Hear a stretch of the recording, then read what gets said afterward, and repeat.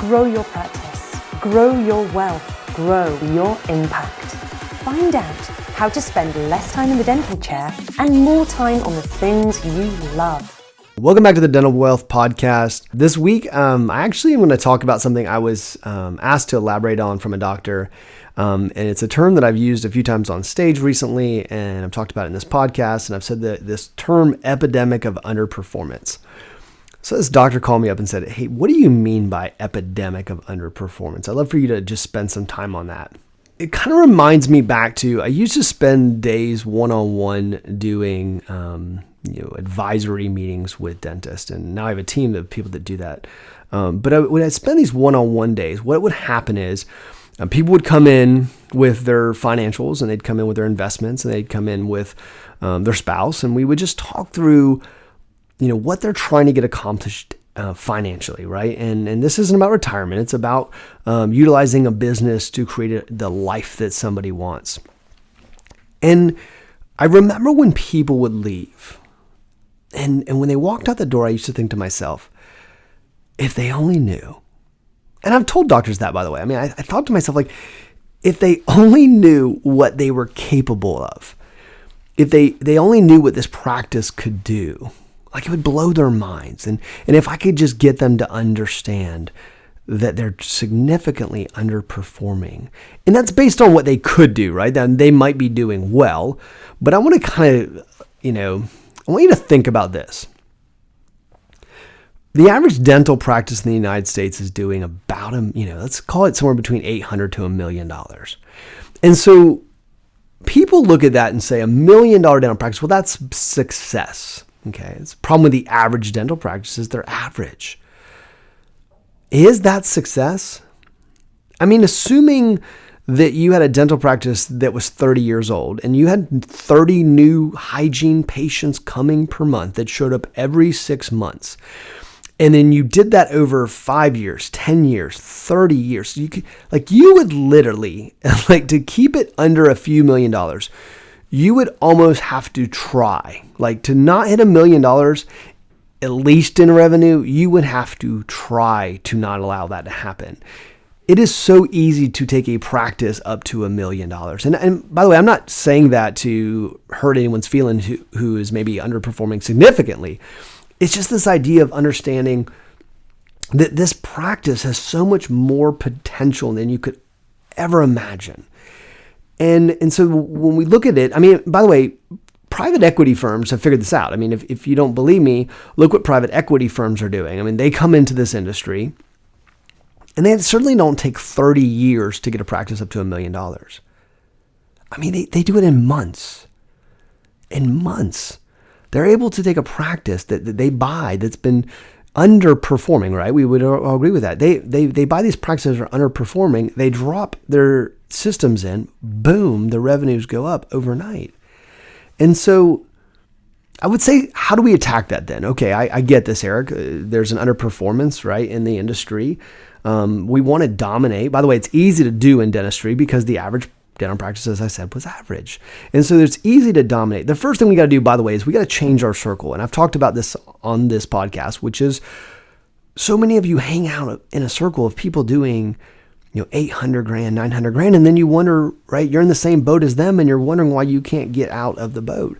And you're having the same conversations with people who can't get their practice over $1 million. It's one of the reasons I have a small group, by the way. I have a small group of high net worth doctors, and we sit in these circles because I want them to have a bigger group. It's not really about who's in your past, it's who's in your future that makes a difference, right? I think you have to spend time with people who have a different paradigm. And to be honest with you, you have to seek those people out. Seek people who have, it's one of the reasons why I'm sought out so often is because you've got to seek people out who have a different paradigm. And part of that paradigm is also understanding that, as this podcast talks about so often, it's not about retirement.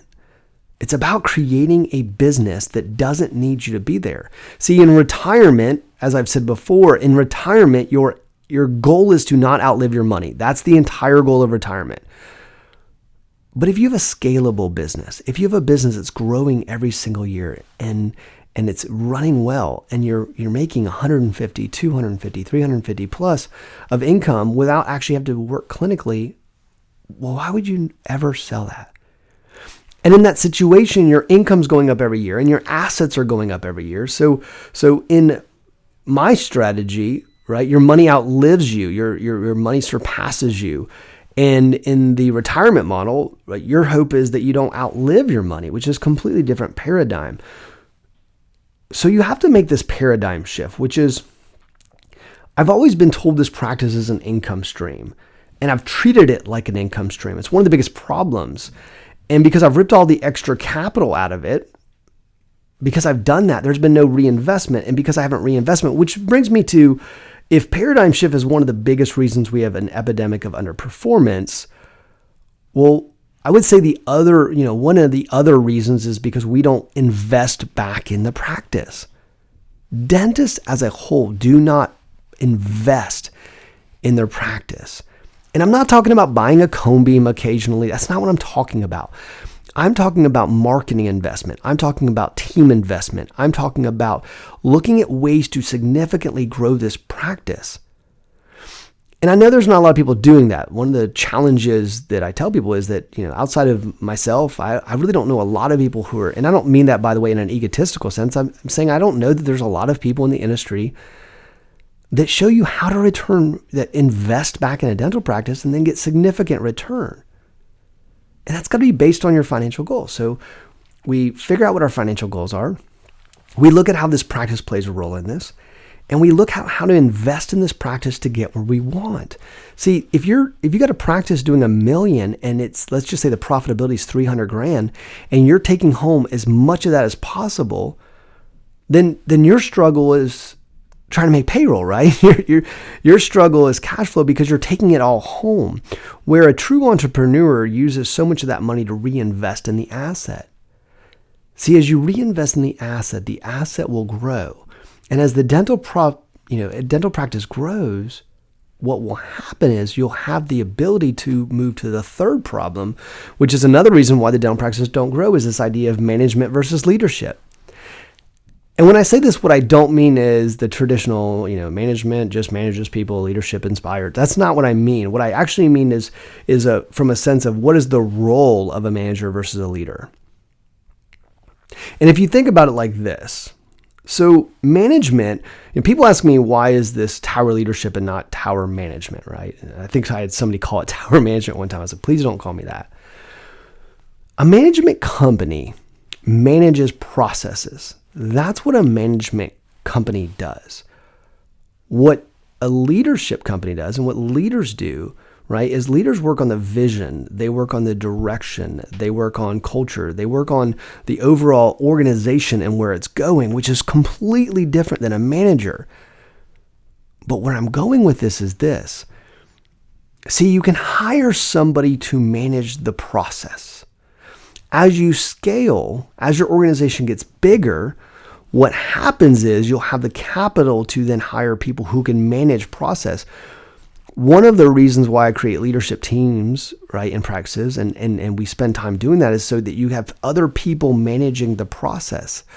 I just had a doctor on Monday who asked me to spend a few hours with her. High net worth doctor, multiple locations. And she says, well, hey, can you show me how to become a CEO? Which is like, what do you do during those times, right? What do you do during those hours so that you're effective? And so we spent time, and I think her head was a little bit overwhelmed at when we got done, but it was really great because I think she saw there's so much to do as a leader of the organization to grow it, to build it. Let other people manage the stuff. And in fact, I would argue the reason why dental practices get sold is not because of money. They get sold because people get tired of managing. They get tired of having to manage the process. And so now if you look at this model of why there's an underperformance, we can kind of sum that up to say, well, the first problem is there's a paradigm problem, right? Which is it's success to hit $1 million. We use it as an income stream. Hopefully we put enough money to retire, which means we hope we don't outlive our money. We never reinvest, and we have to manage all the problems. Well, I'd probably sell it too if that was the case. We changed that up to say, well, no, if I had a business, if I had a paradigm shift to understand that this is not an income stream, it can provide a phenomenal income, but it's not an income stream, it's an asset. And I want to hang out with people who really understand that and can help me grow and scale the organization. And so I'm going to grow this organization. And as I grow this organization, one of the ways I'm going to do that is learning how to reinvest financially back into this practice so that I can get it to grow, right? We have to put money in marketing and teams and systems and yes, equipment too. But I think that those things usually come after, right? You have enough patience. And then we move into this model where we get to move out of the clinical chair. One of the great things that I get to do, I mean, literally one of the passions and joys of what I do is helping people move themselves out of the dental chair. And there's a reason why. That's when the great stuff happens. When you're not bogged down with the bills and you're not bogged down with the day-to-day, and you're inspiring and you're building culture and you're building leaders. When you're in the role of making a difference in this practice and affecting the direction and bringing in just amazing people in your organization, when you see how it impacts your team members, when you see how it impacts your family, when you see how it impacts your community, see, it'll inspire you to keep building and creating. But if I don't get you out of the dental chair, that will never happen. And that's why we have an epidemic of underperformance. We're moving in the wrong direction. And what we've done is we've looked around in the current dental environment and we've looked at our peers and said, this is success because that's what everyone around me is doing. Don't be average. The average person, the average dental practice is just that. They're average. You have to make key moves. You have to make key moves if you truly want the life you want. If you want to create what we call, dental wealth, if you want to create this, you've got to make key moves in your practice. You have to make key moves to make, and those moves are, paradigm shift. They are, learning how to invest back in your practice. They are understanding the difference between management and leadership. So here's what I want you to do. I want you to, when you get done with this podcast, I want you to think about what your current paradigm is. Who is in your circle? Are the people you're spending time with in your past or are they in your future, right? I mean, think about what your current paradigm is. Are you using your practice as an income stream or as an asset? Do you truly know how to reinvest back in the dental practice? Do you know what marketing return looks like? Do you know what the return is of a new team member? Do you spend your days in management and managing processes and putting out fires? And is that what's causing you the most stress? Or are you in a position of leadership? And then what key moves do we need to make to get there? Start working on that and you'll start to realize that the potential of this practice is truly unlimited. Hope you guys enjoyed.